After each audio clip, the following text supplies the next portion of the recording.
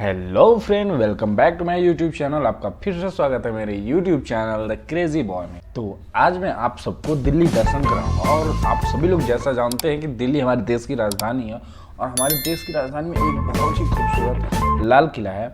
और मैं आपको आज लाल किला के बारे में सब कुछ बताने वाला हूँ। तो बने रहिए मेरे यूट्यूब चैनल पर, वीडियो को अंत तक देखना, बिल्कुल भी स्किप मत करना। अगर आप मेरे चैनल पे नए हो तो मेरे चैनल को सब्सक्राइब कर लो ताकि मेरे आने वाली सारी ब्लॉग्स की वीडियो आप तक जल्द से जल्द पहुंच जाए। आप मेरे वीडियोस को लाइक करना और इस पर कमेंट करके बताना आपको कौन सा हिस्सा बहुत ज़्यादा पसंद आया। अगर आपको कहीं और दूसरी ब्लॉग्स चाहिए तो आप मुझे उस ब्लॉग की जगह का नाम बताओ, मैं वो ब्लॉग बना कर दूंगा। इसे आप अपने दोस्तों के साथ शेयर कीजिए ताकि ज़्यादा से ज़्यादा लोग इसे देख पाएँ।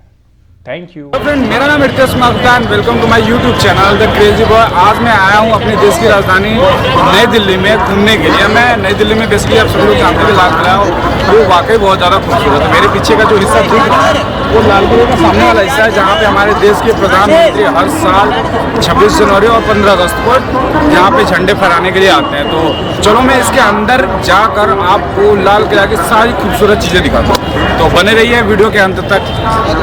वीडियो स्टार्ट करने से पहले एक रिक्वेस्ट है कि प्लीज़ मेरे वीडियोस को लाइक कीजिए और कमेंट कीजिएगा कि क्या कमियां रह गई थी और क्या चीज़ें हैं जो वाकई में आपको बहुत ज़्यादा पसंद आती हैं। अपने इस वीडियो को अपने दोस्तों के साथ शेयर कीजिए, क्योंकि रिसेंटली 2.5 महीने हो गए और कुछ ज़्यादा ग्रोथ नहीं दिख रहा मेरे चैनल पर, काफ़ी ज़्यादा मेहनत करने के बावजूद भी।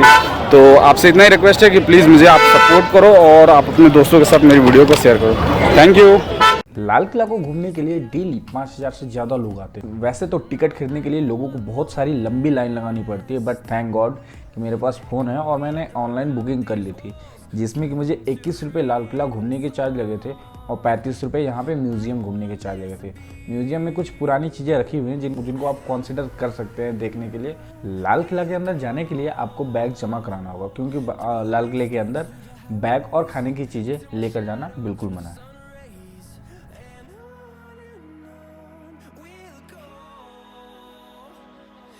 फिलहाल मैं हूँ दिल्ली के लाल किले के मेन गेट पे। यहाँ से सभी लोग की एंट्री होती है, जहाँ पे अंदर जाने पे दीवाने आम, दीवाने खास और सभी चीज़ें दिखती हैं। आपको मैं दिल्ली के लाल किले के अंदर की सारी खूबसूरत चीज़ें दिखाने वाला हूँ। क्या बोलूँ। आगरा की गर्मी से बहुत ज़्यादा परेशान होकर शाहजहां नई दिल्ली चले आए थे और यहीं पर यमुना नदी के किनारे सन 1638 ईस्वी में लाल किले का निर्माण कराया था। इस किले को बनाने में 10 साल लगे थे। औरंगजेब जब शासनकाल में आए थे तो उन्होंने शाहजहां को बंदी बना लिया था और इस किले की हिफाजत के लिए यहाँ पर एक हाथी द्वार बनाया और जिले के चारों तरफ चौड़ी मोटी दीवार बना दी, जिससे इस पर आक्रमण का खतरा कम बना रहे। इस हाथी द्वार को लाहौर गेट के नाम से भी जाना जाता है। लाल किला को कई बार लूटा जा चुका है और लूटने के बाद हर राजा यही बोलता था, मैं लाल किला से बहुत सी चीज़ें लूट के गया हूँ, क्योंकि उस वक्त तक लाल किला के अंदर सोने और चांदी की बनी हुई कई चीज़ें बेशुमार हुआ करती थी। तो चलो मैं आज आपको शाही मुगल लाल किले की सैर कराता हूँ।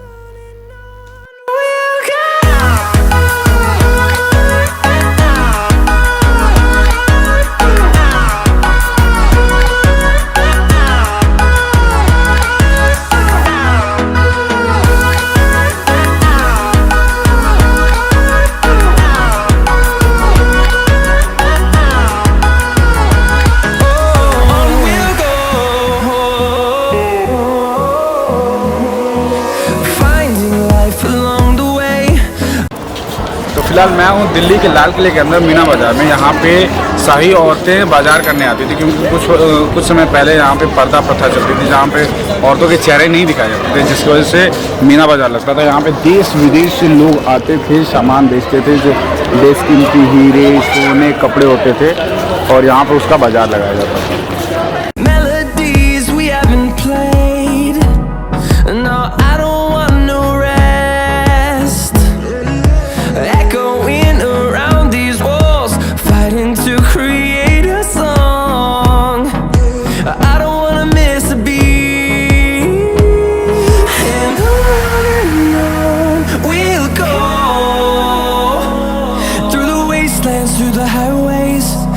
Shadow turns to sun rays, and on we'll go through the wastelands, through the highways.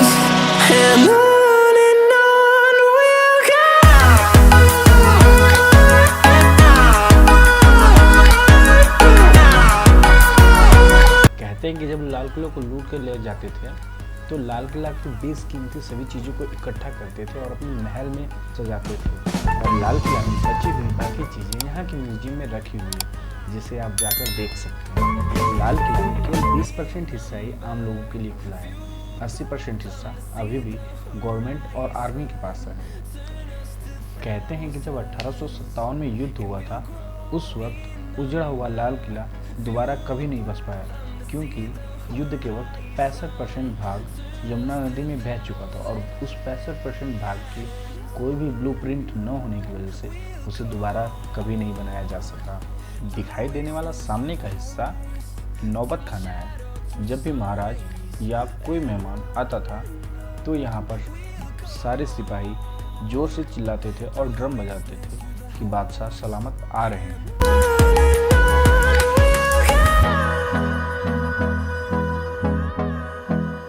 मेरे पीछे जो आपको दिख रहा है ये नौबत खाना है। कहते हैं जो भी किला होता है, कोई भी किला आप अगर पूरे विश्व में घूमने जाएंगे तो वहाँ पे एक नौबत खाना बनाया जाता है जो प्रवेश द्वार पे लगा होता है।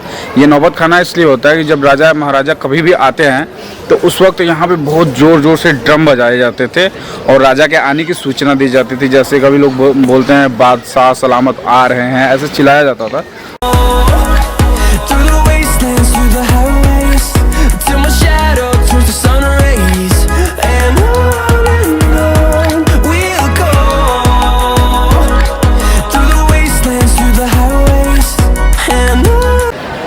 ये है दीवाने आम, जहाँ पे राजा अपने आम लोगों की फरियाद सुनते थे। वहाँ पे लोग शिकायत करने आते थे, उन लोगों की शिकायतें सुनते थे, शिकायतों का निवारण करते थे। यहाँ पे बीच में एक तख्त दिख रही होगी सफ़ेद रंग की, जिस तख्त पे राजा बैठे थे और बाकी जनता यहाँ पे बैठ के उनकी फरियाद का निवारण होता था।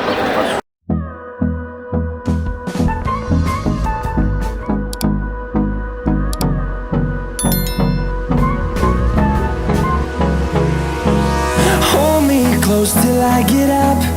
Time is barely on our side. I don't wanna waste what's left. The storms we chase are leading us, and love is all we'll ever trust. Yeah, no, I don't wanna waste what's left. And on we'll go, through the wastelands, through the highways, till my shadow turns to sun rays. And on we'll go, through the wastelands, through the highways. And on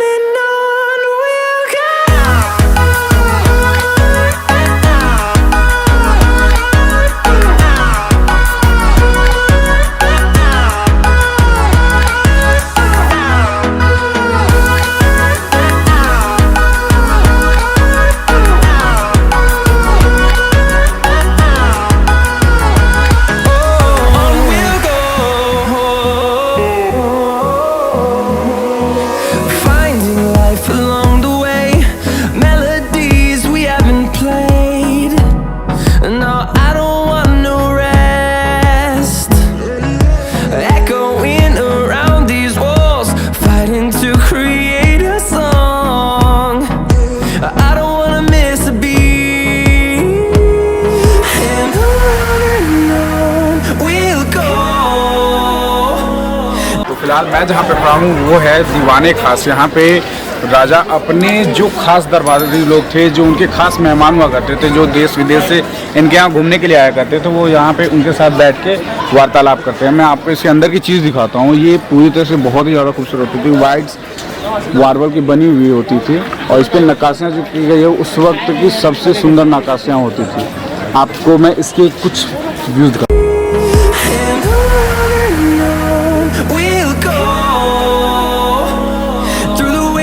Through the highways, till my shadow turns to sun rays. And on we'll go,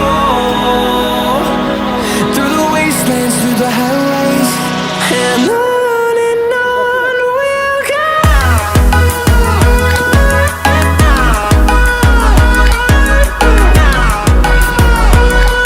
तो फिलहाल मैं जहाँ पे खड़ा हूँ उससे कहते हैं मोती मस्जिद। मोती मस्जिद का निर्माण औरंगजेब ने कराया था। शाही घराने की औरतें इबादत करने के लिए आती थी यहाँ पे, वो लोग अपनी नमाज अदा करते थे। और अगर मैं आपको दिखाऊं तो यहाँ पे कुछ लिखा हुआ है, जैसे कि मोती मस्जिद का निर्माण औरंगजेब ने अपने निजी उपयोग के लिए कराया था, जहाँ पे विभिन्न प्रहरों में इबादत करने के लिए उसे सैन्य कक्ष से थोड़ी ही दूर चलना पड़ता था। तो मैं हूँ फिलहाल सारी लाल किला को घूमने के बाद अब मैं आ गया था म्यूजियम घूमने के लिए, क्योंकि यहाँ पे ऐसे कई अवशेष रखे हुए हैं।